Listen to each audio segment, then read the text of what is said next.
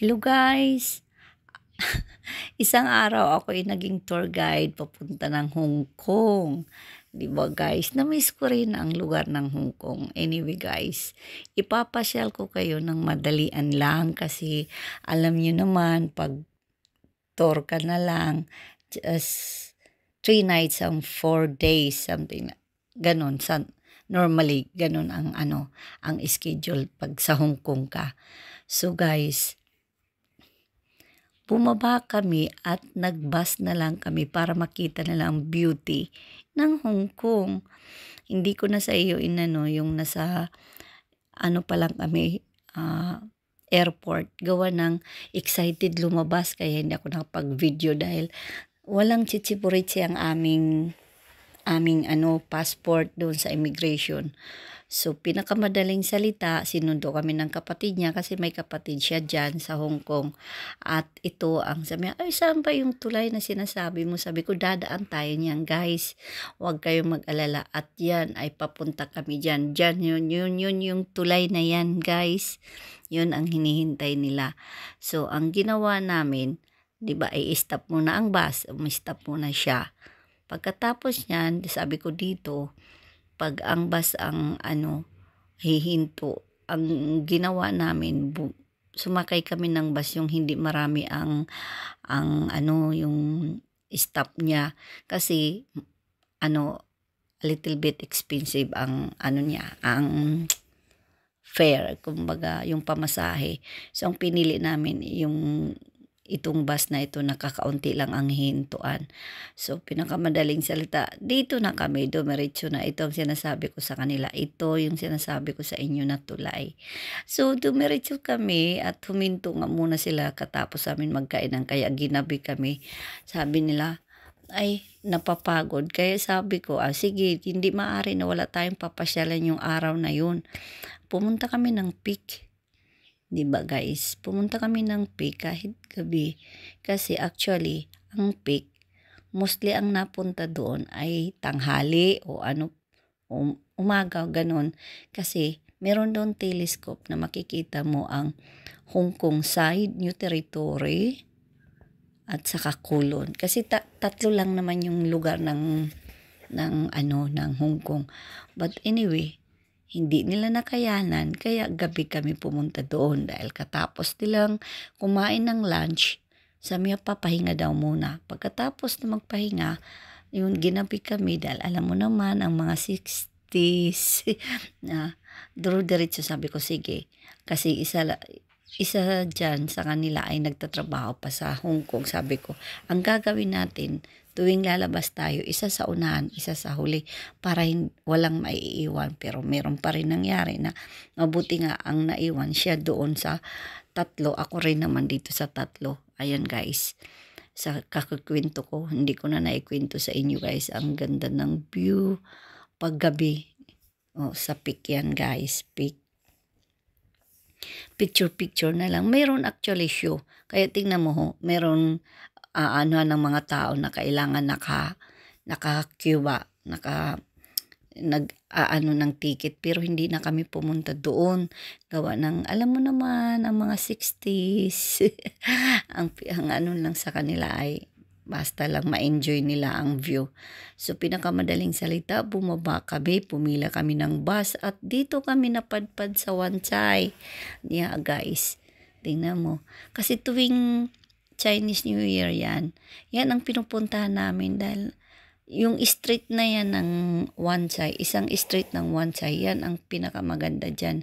Dahil doon talaga sinicelebrate nila yung mga decoration, yun, ganyan. So, yan guys. Malamig doon pero gustong-gusto ko talaga ang weather guys. Ayan, tingnan mo. Diba? Ang ganda guys. Papasyal ko. Ayan si ako. Isa ko sa kasama. Diba? 60 na rin, mga 62 something ito siya. Kaso nga lang. Siyempre, lilalamig dahil hindi sanay. Ako, yun talaga ang okay, naka-jacket ako pero yun ang gusto ko, yung weather na yan. So, pinakamadaling salita, guys, tuloy-tuloy pa rin ang lakad namin. Pero marami na silang reklamo, guys. Pagod na sila. Samantala, itong lakaran namin, ay, wala pa ito. Kaya sabi nila, pagod na kami, pagod na. Sabi ko, sige lang, sige. Ngayon, guys, hindi ko lang pinicturean sa inyo kung saan sila nakasalampak sa upo. Kaso nga lang, inaano ko, ayan, guys, di ba? Yung kanilang pinaka-tray ng sign ng Chinese New Year, yan sila. Picture daw sila, picture. Oh, dito daw, dito. Oh, 4 yan sila. Pero 5 yan sila.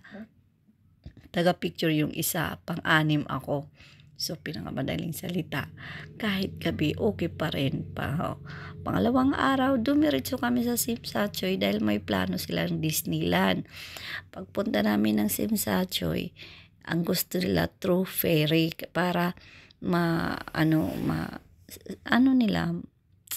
experience na ay ganyan pala. Sabi ko kahit walang tao, pag oras talaga ng alis ay aalis. So pinakamadaling salita, pumasok na kami sa barko at yun, 4 yan sila. Di ba? Yan sila ang aming tinor. Tapos hindi ko na na-picture. Ay, yan siya ang isa. 5, pero yan siya ang natrabaho pa dyan sa Hong Kong.